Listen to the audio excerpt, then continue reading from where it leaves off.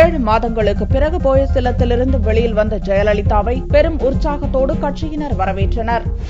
சொத்து குவிப்பு வழக்கில் சிறை தண்டனை பெற்ற அதிமுக பொதுச் செயலாளர் ஜெயலலிதா உடனடியாக கர்நாடக சிறையில் அடைக்கப்பட்டார். ஜாமீன் பெற்று வெளியில் வந்த ஜெயலலிதாவுக்கு விமான நிலையத்திலிருந்து போயஸ் இல்லம் வரை கட்சியினர் வரவேற்பளித்தனர். அதன் பின்னர் எந்த நிகழ்ச்சிகளிலும் பங்கேற்காத ஜெயலலிதா போயஸ் இல்லத்தை விட்டும் வெளியே வரவில்லை. தற்போது கர்நாடக உயர்நீதிமன்றம் ஜெயலலிதாவை விடுதலை செய்ததை தொடர்ந்து மீண்டும் அவர் முதல்வராகிறார். கவர்னரை சந்திப்பதற்காக போயஸ் இல்லத்திலிருந்து 217 நாட்களுக்கு பிறகு ஜெயலலிதா வெளியில் வந்தார். போயஸ் இல்லத்திலிருந்து கவர்னர் மாளிகைக்கு சென்ற ஜெயலலிதாவை கடும் வெயிலிலும் கட்சியினர் உற்சாகமாக வரவேற்றனர். சட்டசபை அதிமுக தலைவராக ஜெயலலிதா தேர்வு செய்யப்பட்டதை தொடர்ந்து போயஸ் இல்லத்தில் காலை முதலே தொண்டர்கள் வர துவங்கினர். பிற்பகலில் கவர்னரை சந்திக்க ஜெயலலிதா போயஸ் இல்லத்திலிருந்து வெளியில் வந்தார். அவர் கவர்னர் மாளிகை நோக்கி செல்லும் வழியிலெல்லாம் கட்சியினர் உற்சாக வரவேற்பளித்தனர். எம்ஜிஆர் ஜெயலலிதா திரைப்பட பாடல்களை இசைத்தும் மேளதாளங்கள் முழங்கியும் அவரது காரின் மீது பூக்களை தூவியும் கட்சியினர் வரவேற்றனர்.